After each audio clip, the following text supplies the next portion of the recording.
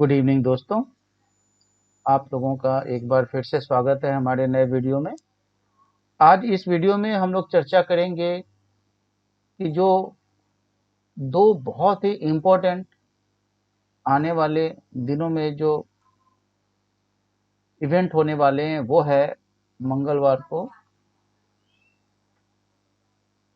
जो यूएस में presidential election हो रहा है, जिसका रिजल्ट वेडनेसडे से बुधवार से आने शुरू हो जाएंगे। हालांकि चूंकि ये पेपर बैलेट होता है, आपको पता ही होगा कि पेपर बैलेट वहाँ का काफ़ी पेजों वाला होता है, उसको काउंट करने में टाइम भी लगता है। तो रिजल्ट आने में 2-4 दिन का समय लग सकता है। हम ये मानकर चले कि फाइनल रिजल्ट जो है हमारे को थर्सडे वीरवार तक या फ्राइडे तक पता चलेगा। तो सबसे इम्पोर्टेंट बात कि यूएस का जो प्रेसिडेंशियल इलेक्शन है, इसका आउटकम पूरे वर्ल्ड के बिजनेसेस पर पड़ता है, वर्ल्ड के इकोनॉमी पर पड़ता है। तो ऑब्वियसली ये भी निश्चित है कि हमारी भी इकोनॉमी पर इसका असर पड़ेगा। ओके। अब भारत का जो व्यापार होता है यूएस के साथ, उसके बारे में जानना बहुत जरूरी है। सबको पता है कि हमारी आईटी कंपनीज बहुत ज़्यादा एक्सपोर्ट करती है अपनी सर्विसेज का यूएस को, और उन कुछ आईटी कंपनी के जो इनकम का 50 to 70% जो है वो अकेले यूएस से आता है। तो यूएस जो है काफ़ी ज़्यादा इम्पोर्टेंट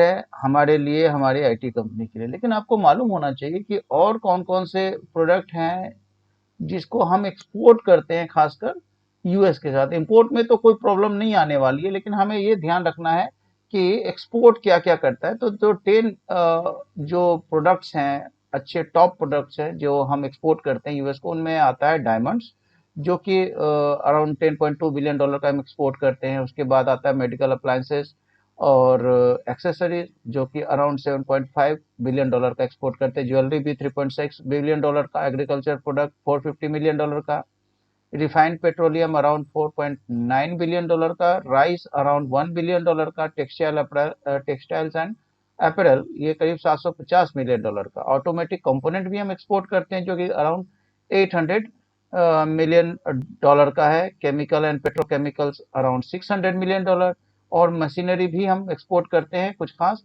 जो कि अराउंड $550 मिलियन का है।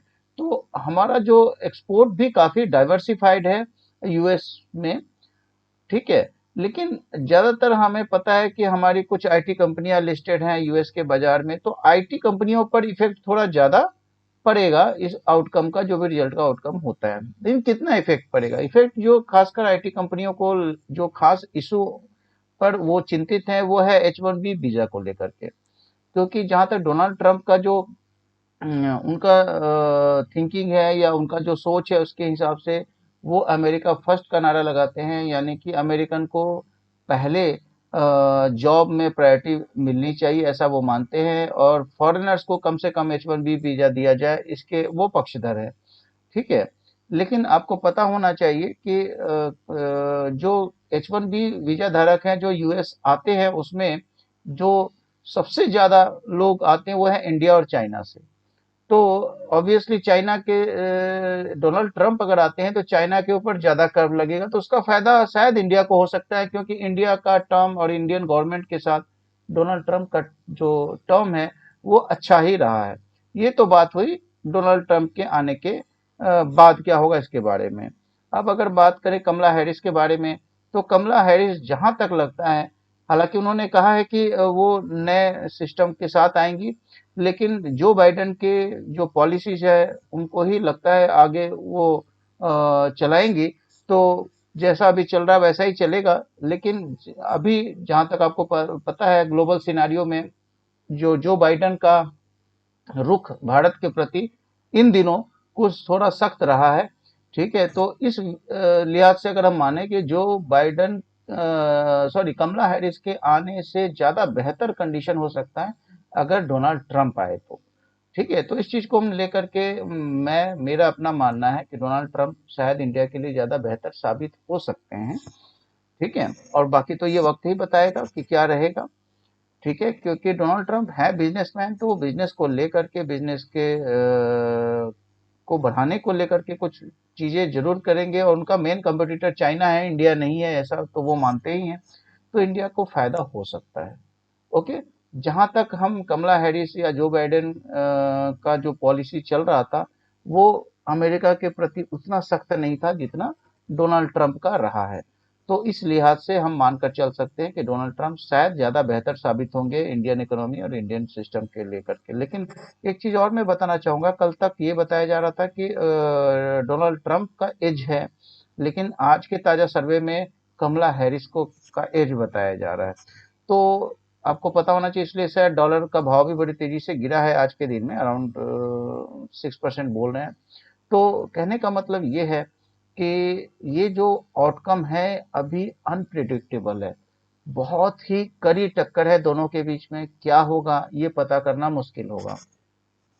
कुछ लोग तो ये भी कह रहे हैं कि अगर जो बाइडन हारते हैं तो फिर जो 2021 में हुआ था, है ना, जो उनके समर्थकों ने वहां के संसद पर हमला किया था, शायद ऐसी कोई चीज फिर से हो जाए।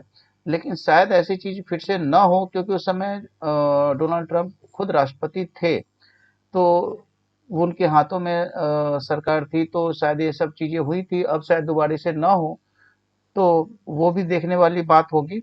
तो ले देकर ये लगता है कि ये वहाँ का चुनाव बहुत ही इंटरेस्टिंग होने वाला है, कड़ी टक्कर है। आउटकम, फाइनल आउटकम क्या होगा ये किसी को भी नहीं पता है। लेकिन जहाँ तक कुछ बड़े इकोनॉमिस्ट बता रहे हैं, जो अच्छे जानकार लोग बता रहे हैं कि डोनाल्ड ट्रंप के आने से शायद वहाँ की इकोनॉमी में पॉजिटिव आउटकम देखने को मिलेगा, और शायद वहाँ का जो मार्केट है वो भी इसको पॉजिटिव लेगा डोनाल्ड ट्रंप को। ओके। अब देखते हैं क्या आउटकम आता है। ठीक है, आज जो हमारा बाजार रहा वो काफी तेज गिरावट के साथ खुला, और फिर जो है साइडवेज की ओर होता चला गया।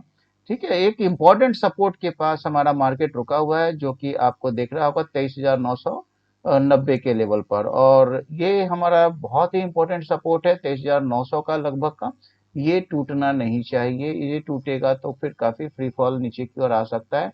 और जहां तक हम रेजिस्टेंस की बात करें तो 24,500 का, तो ये 23,950 और 24,500 के बीच का जो रेंज है, अभी मार्केट 2-4 दिन इसी के बीच में मूव करता हुआ नजर आएगा। तो काफी संभल करके काम करना है। अभी इन्वेस्टमेंट के लिए बढ़िया पीरियड हो सकता है। तो थोड़े थोड़े समय में आप जो है, जैसे जैसे मार्केट मूव कर रहा है, आप इन्वेस्ट कर सकते हैं। निफ्टी 50 के शेयर्स में इन्वेस्ट करें, उसमें ज्यादा फायदा होगा। लॉन्ग टर्म का व्यू लेकर के चलें। ठीक है, जहां तक ऑप्शन एंड फ्यूचर की ट्रेडिंग की बात है, ऑप्शन की खासकर बात है, तो मैं ये राय दूंगा कि अभी आपको कम क्वांटिटी में ट्रेड करना है, साइडवेज मार्केट होगा, है ना, तो आप इसको बहुत ज्यादा मूवमेंट के लिए ना करें, क्योंकि मार्केट जो है बड़ी तेजी से डाउन होता है, उसके बाद फ्लैटिश हो जाता है। तो इसको देख करके मैं यही राय दूंगा कि अभी कम क्वांटिटी में काम करना है, प्रॉपर स्टॉप लॉस का इस्तेमाल करना है। हेजिंग करने का शायद अभी फायदा इसलिए नहीं होगा कि अगर मार्केट फ्लैट रहता है तो दोनों में ही, कॉल पुट में ही आपका नुकसान हो सकता है। अब मैं फिर से एक बार बता दूं कि कोई बाइंग सेलिंग का रिकमेंडेशन नहीं है किसी शेयर को लेकर के, किसी भी ऑप्शंस को लेकर के। ओके। हाँ, ये सारी जो मैं वीडियो बना रहा हूँ सिर्फ आपको हेल्प देने के लिए कि आगे के ट्रेडिंग डेज में क्या हो सकता है। ओके। अभी थोड़ी अपने हाथ को बांध करके रखें, 2-3 दिनों का इंतजार करें, और यूएस के आउटकम का इंतजार करें। 8 तारीख को एक पॉजिटिव न्यूज और आ रहा है कि जो फेड की पॉलिसी आ रही है, जिसमें 25 बेसिस पॉइंट से जो इंटरेस्ट रेट घटाया जाना है, तो ये भी शायद मार्केट इसको पॉजिटिवली ले सकता है। ठीक है, लेकिन ये पहले से ही एंटिसिपेटेड है, तो इसलिए बहुत ज्यादा मार्केट मूव करेगा इसकी भी उम्मीद कम है। ठीक है, तो ले देकर हम ये कह सकते हैं कि अभी नवंबर का महीना बहुत ज्यादा मूवमेंट का भी फिलहाल तो नहीं दिख रहा है, एटलीस्ट जो है 8-9 तारीख या 10 तारीख तक, उसके बाद शायद मूवमेंट आए वन साइडेड। हाँ, ये ध्यान रखें कि मूवमेंट जब भी आएगा वन साइडेड आएगा, अगर ये 23,950 के नीचे क्लोज करता है, ओके, तो बहुत तेज मूवमेंट नीचे की ओर आ सकती है। हाँ, 24,500 के ऊपर जाता है तभी हम मान सकते हैं कि बाजार थोड़ा संभल सकता है। ओके, आज के वीडियो में इतना ही। Thank you very much. हमारे चैनल को सब्सक्राइब जरूर करें और शेयर भी करें। Thank you very much once again.